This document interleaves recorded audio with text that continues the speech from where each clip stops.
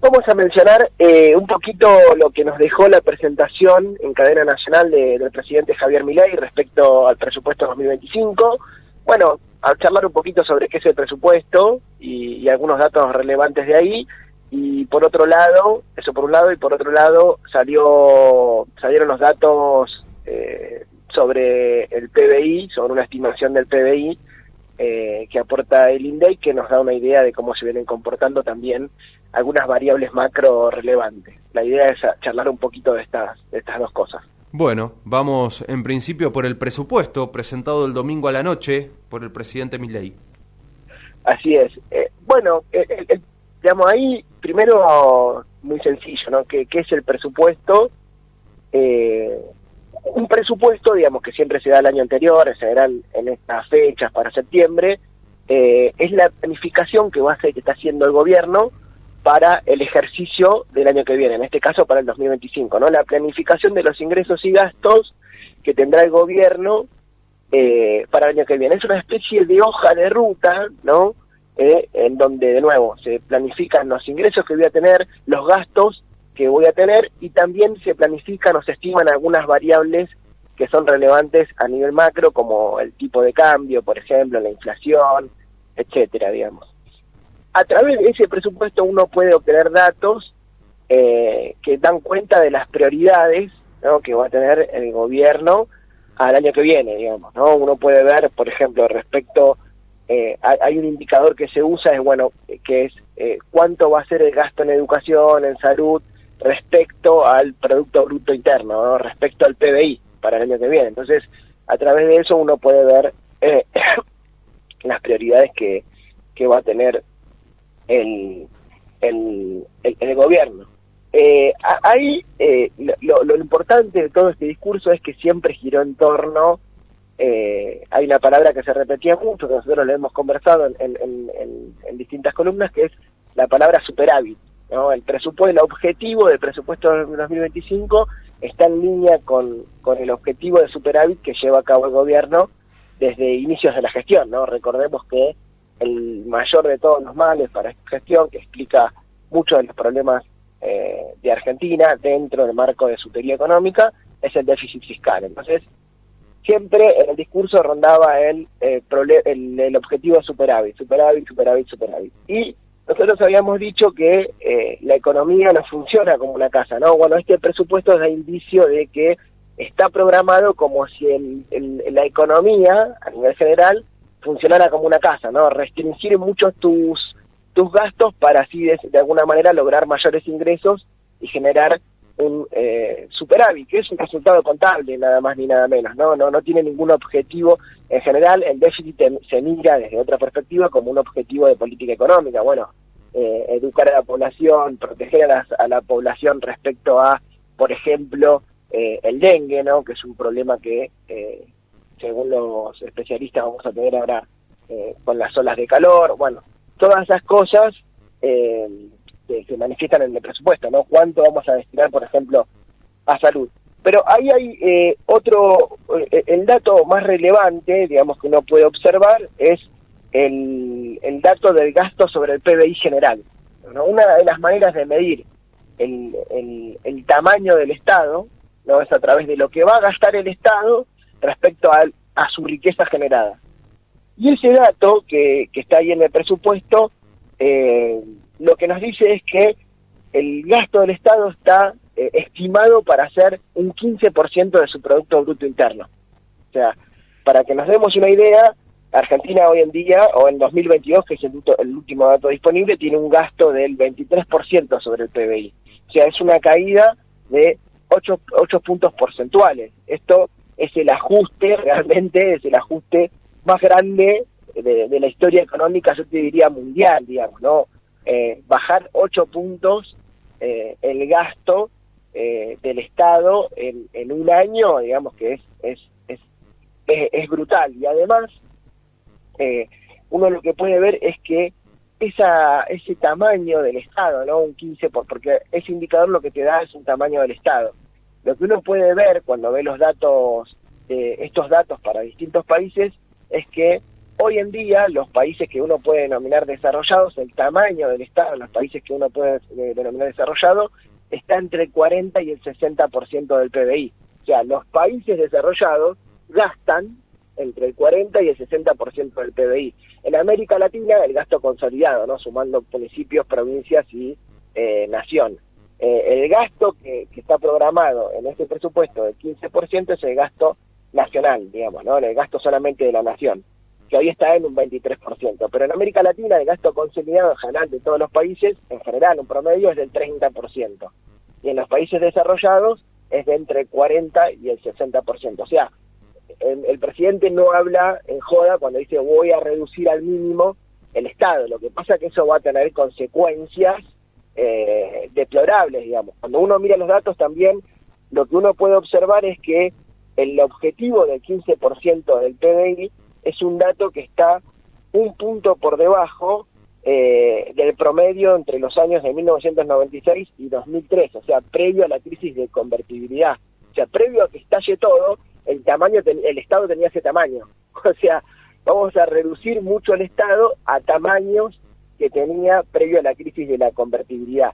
Es más, y con esto voy cerrando esta parte, el tamaño del Estado que están proponiendo es un tamaño del Estado que tienen países como Paraguay, por ejemplo, ¿no? Países como Haití, países muy pobres de América Latina. O sea, reducir el Estado al mínimo a lo que te va a llevar es a una situación catastrófica en términos de bienestar de la población, digamos, ¿no? Hay una correlación entre los países desarrollados, el tamaño del Estado y el bienestar, que habría que estudiar con cada especificidad, pero uno lo que observa es eso. O sea, el gasto del 15% del PBI son gastos que uno puede observar en los años 1920. Digamos, ¿no? En el año 1950-60 ya el tamaño del Estado era de un 30% del PBI de los países desarrollados, y hoy tenemos tamaños del Estado en países desarrollados entre un 40 y un 60%. O sea, la presencia del Estado a través del gasto, que uno puede observar en la planificación de presupuestos para el año que viene, es muy importante para generar desarrollo, crecimiento, bienestar, etcétera. Bueno, a lo que nos están llevando ahora es a reducir al mínimo ese Estado, y lo que uno puede observar teniendo en cuenta estos datos es que eso va a traer consecuencias no muy felices para el conjunto de la población, digamos. Después hay algunos otros datos, como el tipo de cambio a 1.207 pesos, inflación del 18% para el 2025, eso sería un 1,4% mensual. Recordemos que hoy tenemos un 100% acumulado de enero a agosto, y tenemos un 200% interanual, ¿no? De agosto del 2024 a agosto del 2023. O sea, es un objetivo bastante optimista. Y por otro lado también el presupuesto de 2025 nos arroja o nos estima un crecimiento del 5%. Y ahí, digamos, uno lo que puede observar es, bueno, ¿cómo vas a crecer un 5% si vos tenés un objetivo de superávit fiscal? ¿No? Porque nosotros, desde otra perspectiva teórica, lo que observamos es que el déficit del Estado, lo que gasta del Estado, es superávit privado. O sea, si el Estado gasta, el privado va a tener ahorros, digamos, ¿no? Va a tener un superávit, ¿no? Es un resultado contable, digamos. El Estado gasta 10, el sector privado va a tener 10. Entonces, eso es lo que te motoriza el crecimiento económico y que el sector privado invierta, digamos. Entonces, si vos tenés un objetivo de superávit y no invertís, si el Estado no gasta, el sector privado no va a invertir. O sea, va a ser déficit del sector privado. Entonces, la pregunta ahí es cómo vamos a hacer para crecer 5% si el Estado no se retira de la actividad económica. Y esto me lleva, Ale, a los datitos que salieron del PBI. Digamos, ¿no? El PBI es una manifestación de la riqueza de nuestro país. Entonces, una manera de estimar ese PBI es a través de lo que se denomina la ecuación macroeconómica fundamental. ¿Cuánto se gasta en nuestro país, ¿no? ¿Cuánto es el gasto del Estado, del consumo privado, del consumo público? ¿Cuántas son las exportaciones y cuántas son las importaciones? Bueno, todos esos indicadores dan a la baja, ¿no? El PBI cae para el segundo trimestre en 2024 un 1,7%, y el consumo privado cae un 10%, el consumo público cae un 6%, la inversión, no, esto lo conectamos con lo que estábamos mencionando anteriormente, cae un 30%, ¿no?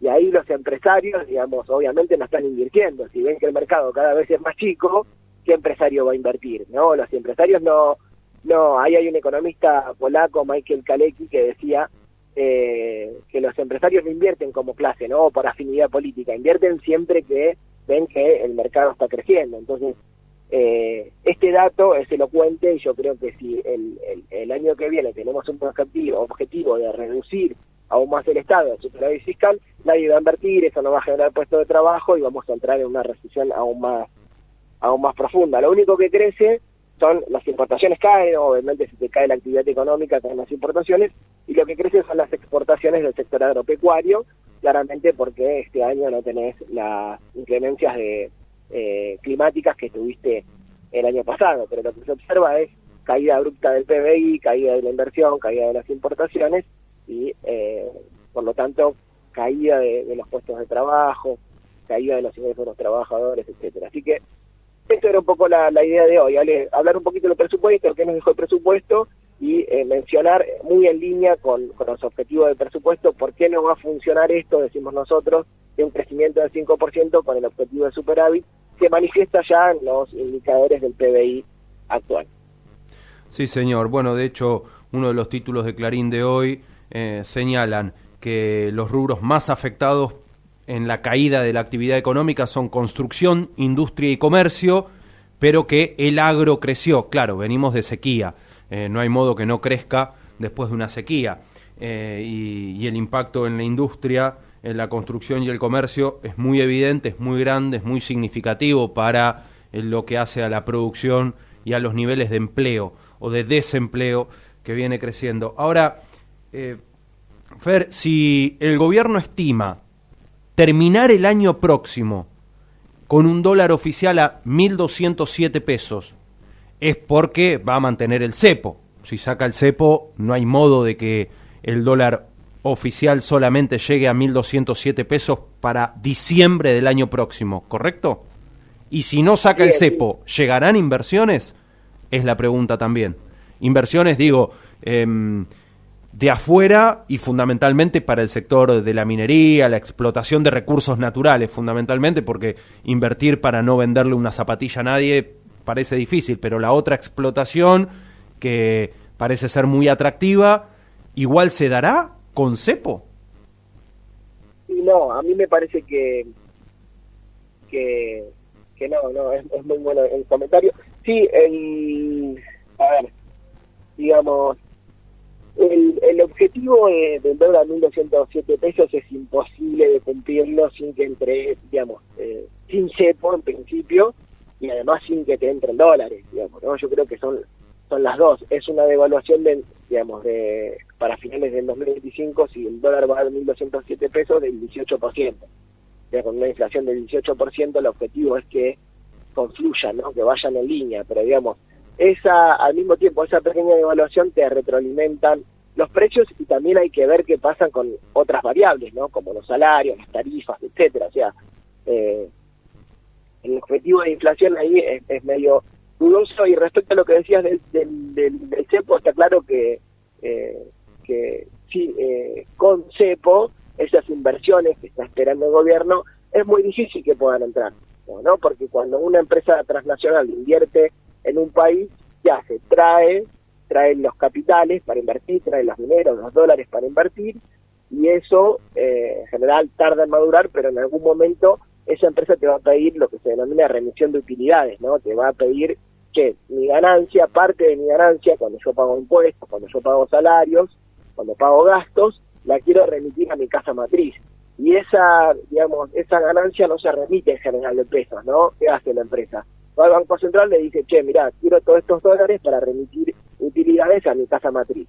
Bueno, con cepo eso está un poco complicado, ¿no? Si nosotros le negamos esos dólares a esas empresas que quieren remitir sus utilidades a su casa matriz, y la empresa todo esto lo analiza, ¿no? Y dice, che, mirá, yo voy a invertir ahí y me voy a meter en un quilombo, porque va a llegar el momento que mis ganancias las quiero remitir a mi casa matriz y no las voy a poder sacar.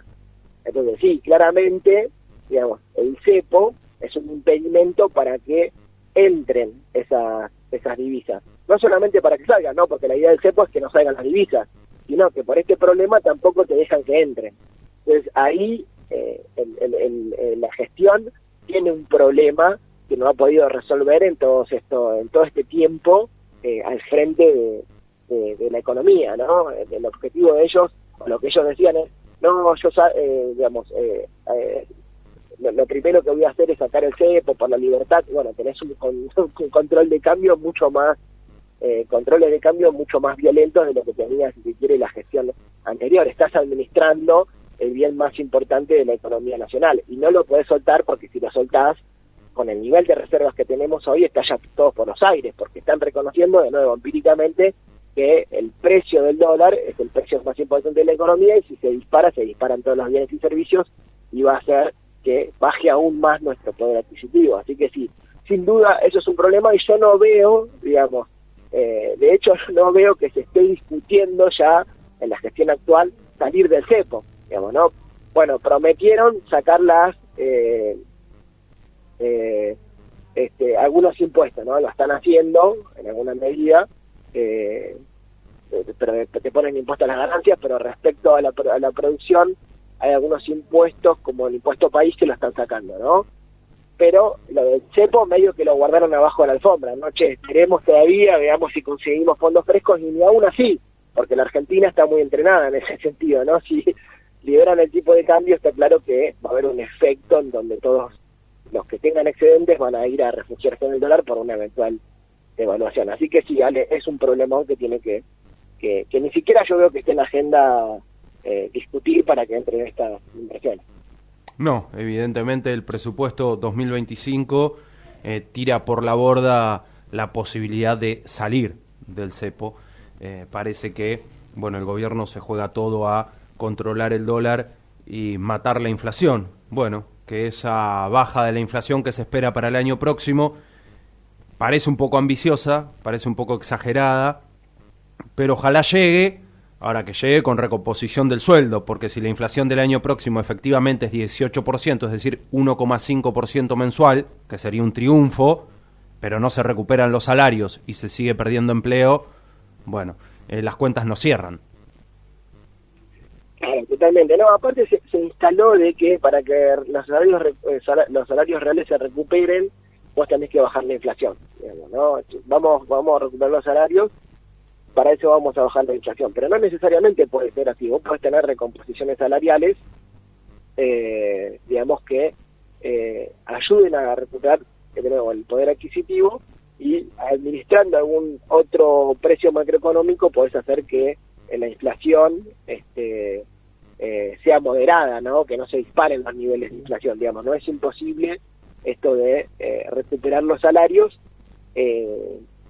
y tener inflación moderada. No es condición necesaria, digamos, bajar la inflación para que se recuperen los salarios, porque uno que dice, no, bueno, hay que hacer el sacrificio para bajar la inflación y que se recuperen los salarios, ¿no? Entonces me como toda esta recesión de la actividad para recuperar, y eso puede ser contraproducente, porque los sindicatos se pueden quedar sin poder de negociación y negociar salarios que nunca lleguen a recuperar esos niveles que tenían previo a la devaluación del año pasado, ¿no? De finales del año pasado. Pero digo, no es condición necesaria bajar la inflación para que se recuperen los salarios. Vos podés tener inflación moderada y con salarios creciendo. Fer, gracias por todo. Nos reencontramos la semana que viene. Un abrazo, Ale, buen fin de. Fernando Córdoba con nosotros, nuestro economista de cada jueves en La Mañana de la Radio.